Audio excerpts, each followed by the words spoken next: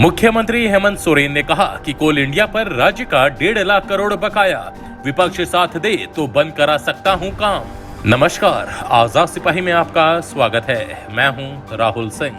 झारखंड विधानसभा के मानसून सत्र के 5वें और आखिरी दिन दूसरी पाली में गुरुवार को मुख्यमंत्री हेमंत सोरेन ने कहा कि अगर विपक्ष साथ दे तो कोल इंडिया का काम बंद करने का निर्णय ले सकता हूं।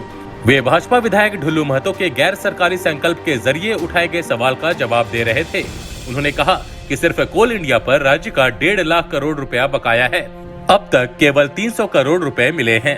ढुल्लू महतो ने धनबाद क्षेत्र में कोल इंडिया के विस्थापितों को मुआवजा देने से संबंधित सवाल पूछा था।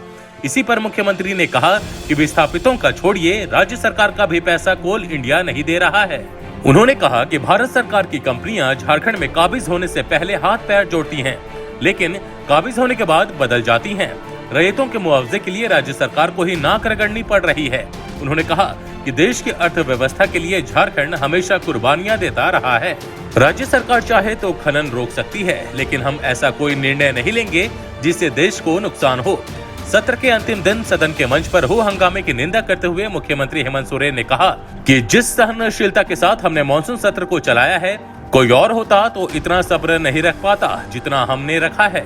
सवाल तो जनता ही देती है, ना कि पार्टी। सत्ता से बाहर होने के बाद भाजपा की तड़प इतनी बढ़ गई है कि वे चाहते हैं कि किस तरह इन केन प्रत्यारीण सत्ता में वह आ जाएं।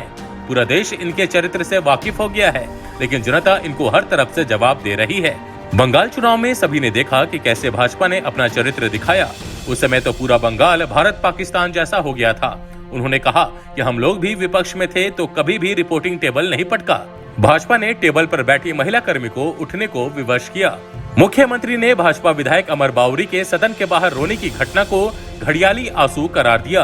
उन्होंने कहा कि भाजपा के सामने केवल हिंदू मुस्लिम और भारत पाकिस्तान का मुद्दा रह गया है। इन्हें देश की गिरती आर्थिक व्यवस्था पर कोई चिंता नहीं है। ऐसे में तो वे देश को विकलांग ही बना देंगे। मुख्यमंत्री और विधानसभा अध्यक्ष के समापन भाषण के बाद विधानसभा का मानसून सत्र अनिश्चित काल के लिए स्थगित कर दिया गया।